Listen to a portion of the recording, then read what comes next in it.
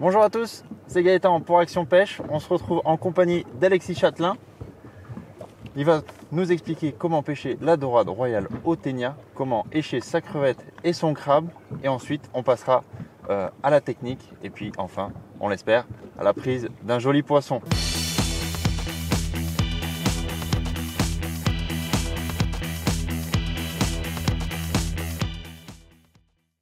Donc tu vas nous expliquer comment monter sa crevette sur son ténia? Ça marche. Allez.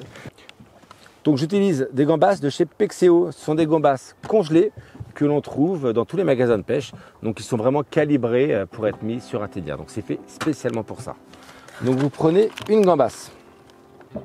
Vous avez donc votre gambasse. Vous allez couper l'arrière. Donc vous allez couper la queue, donc au deuxième anneau. Hop, comme ça.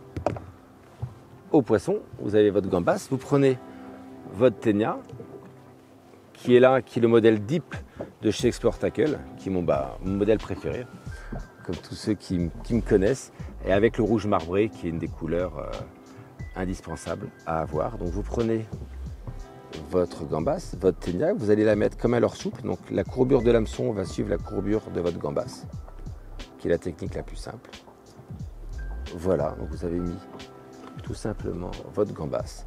L'assist hook, qui est le bout de tresse muni de l'hameçon simple, va être placé, vous allez percer le dernier anneau du corps et vous allez faire ressortir la pointe de l'hameçon dans la carapace de la tête pour éviter que la tête se détache du corps lorsqu'on fait traîner son ténia au fond de l'eau.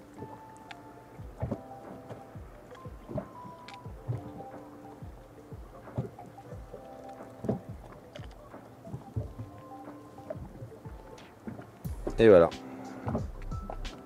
Et vous avez votre gambasse qui est mise.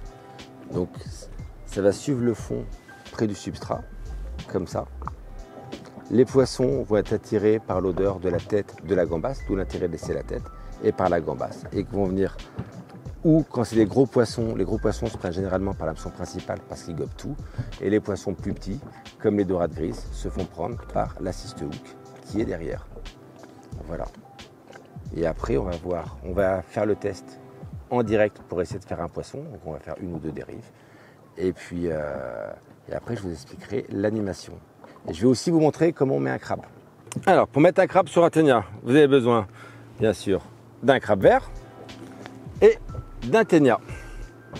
Donc, hop, on enlève tout d'abord les pinces du crabe, plus pour éviter de se faire pincer par le crabe. Voilà. Ensuite, avec la pointe de votre hameçon principal, vous allez piquer à l'arrière du crabe, donc à ce niveau-là. Donc vous piquez. Voilà, et vous faites ressortir le plus loin possible dans le crabe. L'avantage de cette technique, c'est que ça tue le crabe directement. Donc c'est quand même, voilà, c'est quand même mieux pour lui. Donc là, et là, vous mettez la scie principale sur le côté. Voilà. Hop. Et vous avez donc les deux hameçons. Maintenant, très important, il faut toujours mettre sur les crabes du fil élastique. Donc ça, c'est du fil élastique flash-mer qu'on trouve partout. Et vous ligaturez le crabe pour éviter que lorsque la dorade va croquer le crabe, que le crabe explose. Donc là, vous le ligaturez et tous les 2-3 tours, vous faites un tour à la base de l'hameçon qui va servir de clé pour éviter que le crabe glisse sur l'hameçon. Voilà, un tour.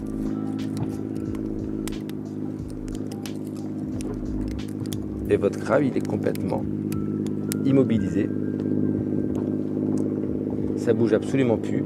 Et quand la dorade va le croquer, peut écraser donc complètement la carapace, mais le crabe restera en une seule pièce, fixé par le fil élastique.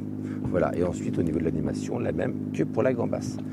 Et donc voici les deux montages terribles pour pêcher. Donc au ténia, le crabe, ce qu'on a vraiment envie de sélectionner, les gros pagres et les grosses dorades royales, et la gambasse pour faire tous les poissons.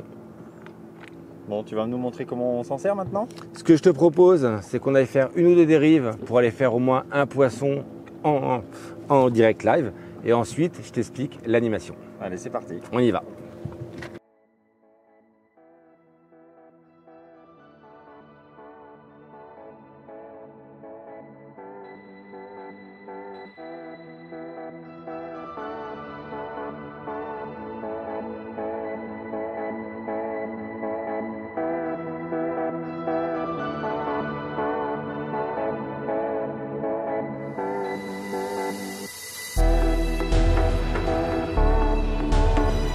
Donc maintenant, on va essayer de faire un poisson en live. Donc il y a quand même, le problème, c'est qu'il y a quand même beaucoup de vent. Il y a un petit 35 km/h de vent en rafale. Il faut savoir que l'ennemi du pêcheur de ténia, c'est le vent, parce qu'il nous fait dériver n'importe comment. Et puis il nous fait ou dériver trop vite, donc ça va être compliqué. Par contre, on va quand même essayer de faire un poisson. Ça va être un peu chaud au niveau des manœuvres, au niveau de tout, mais on va faire le nécessaire pour que ça marche. Donc là, je tire en amont pour que le ténia arrive à la verticale, à l'aplomb du bâton, à l'aplomb du bateau, donc avec l'air. Donc là, je laisse le pick-up ouvert, l'histoire que j'arrive bien au fond. Là, je dois être au fond. Je reprends contact. Le but, c'est vraiment de faire glisser le ténia sans trop labourer le fond pour éviter de s'accrocher et vraiment d'être à la limite de la perte de contact pour éviter que la dorade sente la moindre résistance. Donc là, mon ténia, il glisse sur le fond. Je crois avoir une touche. Ah, ça touche. Ouais, il y a un poisson qui est au bout, direct, au bout d'un... Attends, le plus dur, c'est de le ferrer.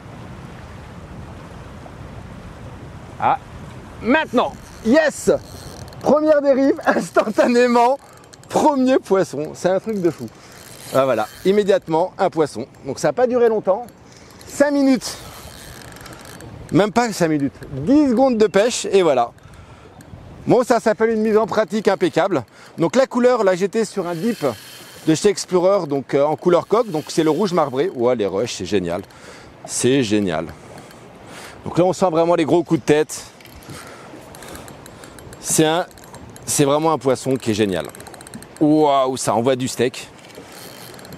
Bon, attends, on va voir la taille de... Ouais, bah. Alors on est parti pour quelques minutes de combat. Ça, c'est le ténia, les gars. C'est vraiment chouette. Ah ouais, c'est pas l'air d'être un poisson si gros que ça. Mais il faut savoir que les dorades, c'est un poisson ultra combatif. Et même les petites, elles envoient vraiment du lourd. Ah, c'est quand même cool. Donc voilà. Bon, bah ça n'a pas été long. Hein. Comme j'avais dit dans une autre vidéo, une touche en moins de 10 secondes. C'était instantanément. Ah, c'est chouette. Ouh. Et ce qui est sympa avec les dorades royales, c'est que ça n'a jamais envie de se battre. Enfin, ça n'a jamais envie de se rendre. Sinon, ça n'a aucun sens. Alors. Ouais, bah, en fin de compte, elle est peut-être pas si... Ça n'a pas l'air vilain, hein. Elle n'a pas l'air vilaine, ouais. Ah, c'est chouette. Donc c'est vraiment des vrais combats, ça y est. Elle était dans les laminaires, j'ai réussi à la décoller. Je sentais les laminaires qui frottaient sur le fil. Oh, ça envoie du lourd. Allez, je vais essayer de la remonter quand même. Ça, elle commence à fatiguer. En même temps, moi aussi. Ah, c'est chouette. Elle est là, elle est belle, c'est un joli poisson. Et c'est reparti.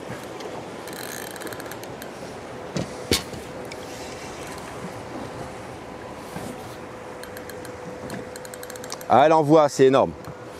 Ah, c'est pas un gros poisson, mais c'est déjà génial. On n'est pas sur des poissons de 4-5 kg comme on peut faire de temps en temps. Mais c'est un poisson qui est déjà chouette. Allez, je décroche pas. Oh, jamais envie de se rendre. Raté. Avec le courant, c'est vraiment pas évident.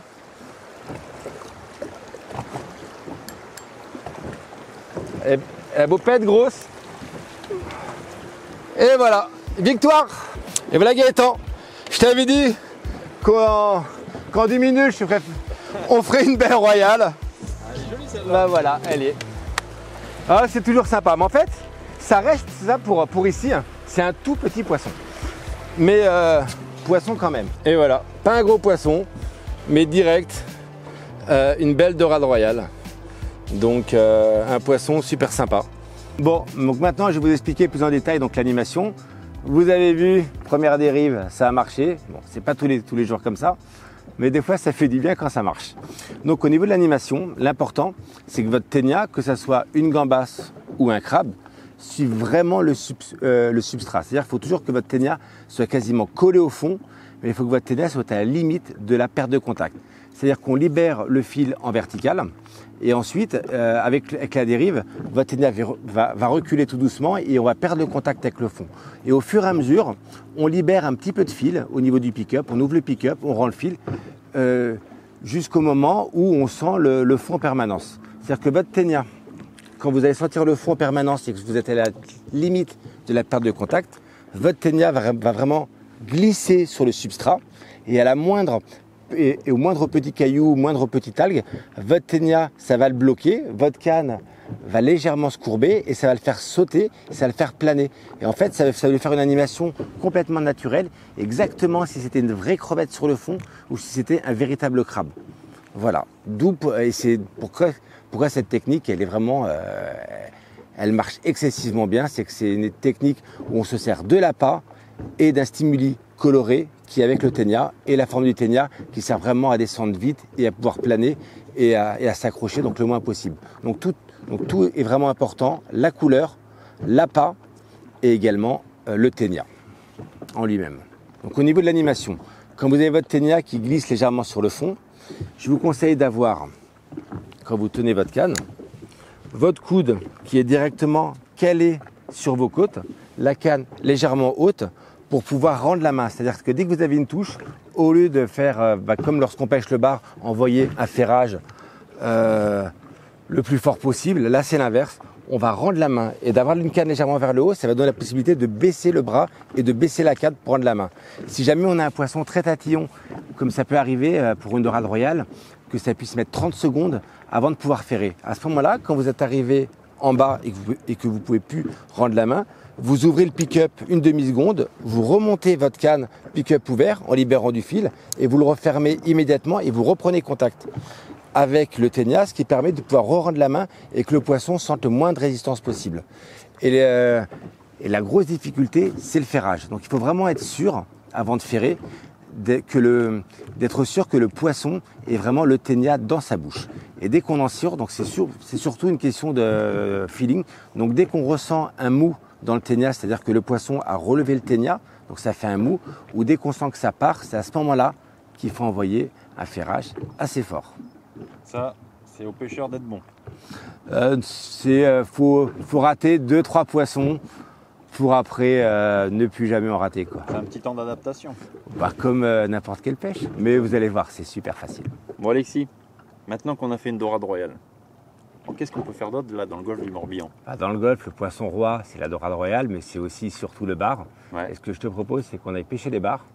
Et en ce moment, c'est au jerkbait, donc avec un poisson nageur qui s'appelle le 3D bait jerkbait, qui est assez énorme et où j'enchaîne les poissons. Ouais. Donc je vais te montrer ça. Bon, ça tombe bien, moi j'adore pêcher au poisson nageur parce qu'on prend des grosses cartouches. Et ça prend du poisson tout seul. Exactement. Et on c'est surtout ça l'intérêt. Beaucoup de terrain.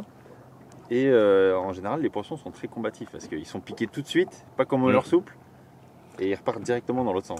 Et ça permet aussi de prendre des très gros poissons. Là, dernièrement, j'ai fait pas mal de poissons entre 80 et jusqu'à 90 parce que les gros poissons n'ont pas le temps de réaction. Donc, ils vont voir le poisson nager à fond la caisse. Ils n'ont pas le temps d'analyser l'heure et ils vont l'attaquer immédiatement. Mais ça sera pour la deuxième partie. Ouais. Pour l'instant, on va pêcher et je vous dis à très vite. Salut, salut. Au revoir. De vous abonner et de commenter pour la vidéo. Salut.